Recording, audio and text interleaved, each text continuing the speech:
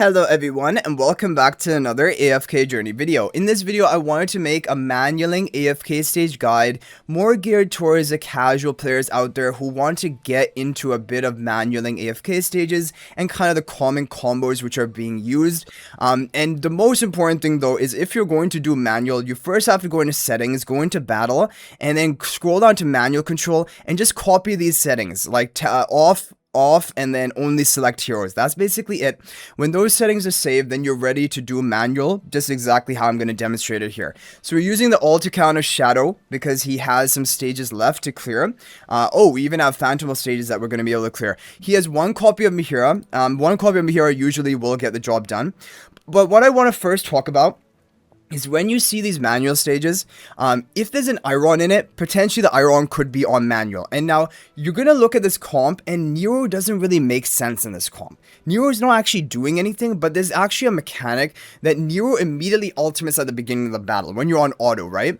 And then you're gonna have like a window of time, window of opportunity, that you can manually place your Iron ultimate during the Niru ultimate cast. So I'm gonna show you this.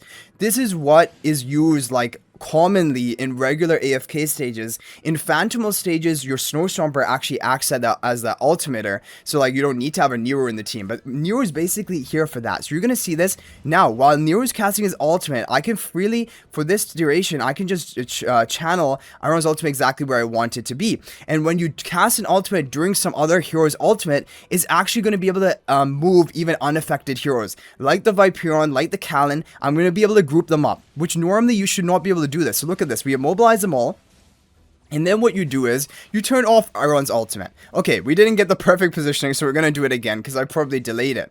But basically, this Niru allows you to get this ultimate off onto these heroes, and then you're going to be able to even control unaffected heroes. And now what you do is, you just turn off the ultimate Iron and Theodore. You turn off Theodore's ultimate, because Theodore will periodically use his Blade Sweep attack to crowd control and knock down, basically lock down the enemy team. If Theodore uses his ultimate, the problem is, okay, we have Mirror 1 copy, we might lose, I don't know. But if Theodore uses his ultimate, it can interrupt his channeling of his knockdown skill, and you can actually lose your CC chaining. And here you just want to, your Pheromore is the damage. You don't need Theodore's ultimate for his damage. And once you have that initial grouping of the team, you don't even need to use Iron's ultimate again. That's why I just turn it off, and then Pheromore just cleans it all up. So this is basically a common strategy used a lot for regular and also Phantom stages. If I would have to say, probably like close to 30 or 40% of all stages are actually using a comp like this Theodore, Mihira, Iron type comp. Let's see what's the next stage. It might even be the same team. Okay, so this is full auto, which you can definitely use, but we're making this dedicated to the manual, right? Now, if there is not a Niru there, then what you would probably do for this manual is you would just let your Iron immediately go off. That's fine. It probably will still group up the enemies in a nice position. And then you just turn off their ultimates. Once they're stacked, you're just going to lock them down with the Theodore crowd control. Okay, well here they actually become unstacked.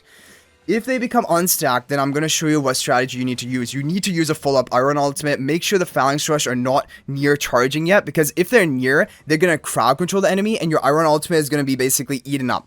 But here, we have plenty of time. Iron will cast his ultimate, group them up, and then Phalanx Rush knocks them down and like locks them into that place, right? So that's just a kind of minor thing, but it is important. Like if you see this Phalanx Rush line, when the line gets close to enemies, like right here, if I would Iron ultimate right there, it's actually not really going to move or displace enemies that much, because it's the Phalanx Rush is immediately just going to come and knock them down. So like you don't have the time. Like Iron's ultimate takes, you know, up to 1 second. Okay, here they're doing it again, so we're just going to group them back up again. So this is something that is just really good. You chain CC them, Phalanx Rush, and then knocks them down, and you just keep them in the place where they're supposed to be.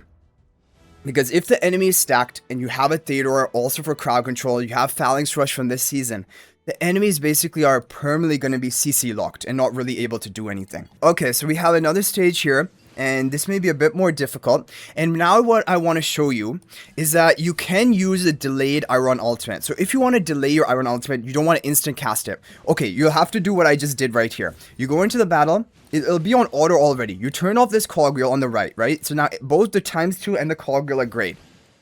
Now you go in, and now Iron's ultimate is going to be manual. So what you can do is, the enemies are going to group up from the Mihira ultimate, or Mihira charm, and it's going to wear off like 2 seconds into the match. So either you can just have them like kind of just get knocked down like right here, and then I can follow it up with an Iron ultimate. Like we can just, now they're rising back up. We can just follow it up with an Iron back ultimate to try and group them up. Hopefully they get stacked. No, they don't get stacked. Okay, so that didn't exactly work. So we're going to try it again.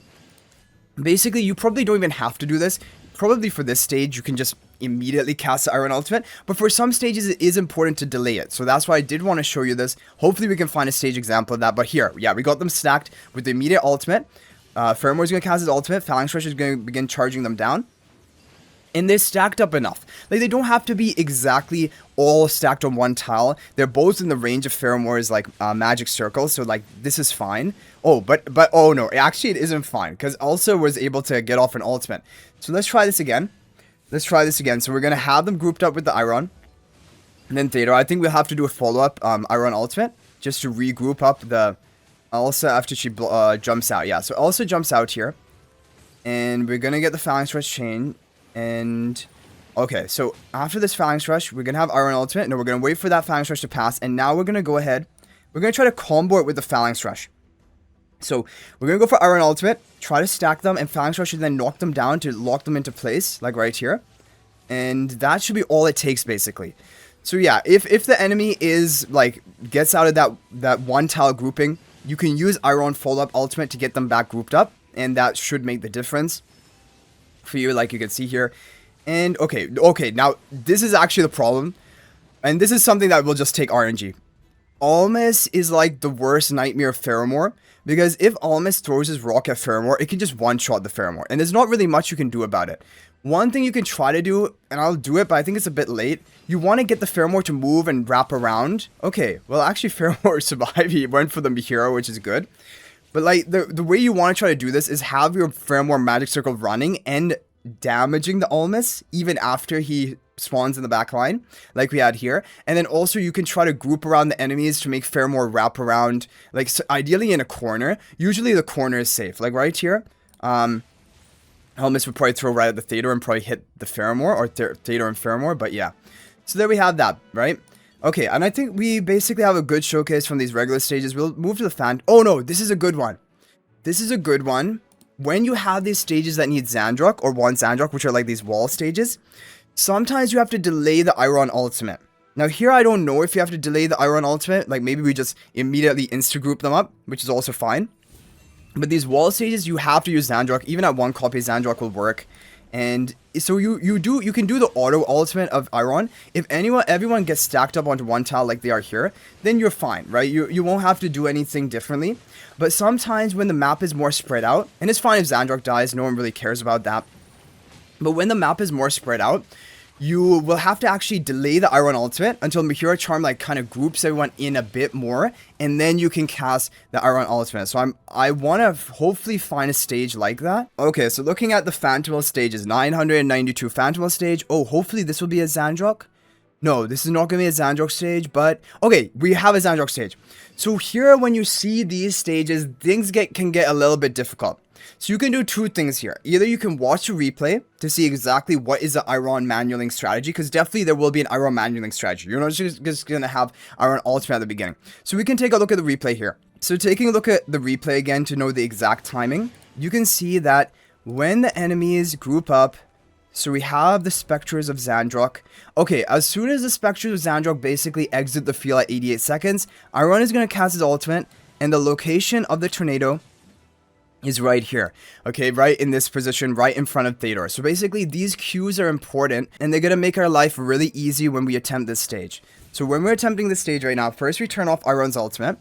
We're going to wait until the Spectres of Zandrok exit the screen. We're going to place the ultimate right in front of the Theodore. So right here. Now, all of them are in the range. We're going to group them all up right in front of Theodore. Boom. Single stacked. Easy. Like, that's exactly how it's done. And so if you follow these strategies, okay, they do get a bit displaced, but as long as they're close enough, they're all in Pheromore's magic circle, I still think this is going to be fine. We could try to Iron ultimate again, but I don't even think it's needed. We're just going to see what happens here. But basically, following the replays is really going to save you time, especially on stages that need an exact precise timing of Iron Ultimate. And you can use different cues, like we saw those specters of shadows of Zandrok exiting the battlefield. That was exactly our trigger, and we wanted to group all the enemies up with that tornado right in front of Theodore. So those were our cues, and then we just followed it, and then you're good to go. You can leave the Iron and Theodore on manual, and there's no issue in doing that. So hopefully, guys, I just wanted to basically show you some of these manualing tips for AFK stages to hopefully increase your own enjoyment of the stages. And generally speaking, when you do see a stage that has Theodore in it, it may just be a manual replay because people just switch the Theodore onto manual. Because, like we said, when Theodore is on manual, he's not going to cast his ultimate, and then he's not going to interrupt his own animation of his knockdown with his sword. And so he has a bit better, like, chain crowd control capability. But anyway, guys, hopefully this is helpful. If you have any other tips to share about AFK stages, feel free to share them in the comment section. That is always appreciated and could also help others out. But hopefully this video is helpful, and I probably will make more videos like this in the future. Just these tips for manual AFK stages to hopefully increase your enjoyment and understanding of the game a little bit more. So I hope you guys all enjoyed this video. Thank you all so much for watching. And if you're thinking about making a purchase in AFK Journey, please use my affiliate link for the official Farlight store. This is the best way you can support me and also gain 5% bonus dragon crystals on your purchase. My affiliate link is in the description of this video and a pinned comment, and you can actually bookmark this link in your browser, and whenever you're planning to make a purchase, just return to the bookmark link and make your purchase. It will support me and be greatly appreciated. So thanks for watching. I'll hopefully see you in the next video, and until then, everyone, peace out for now.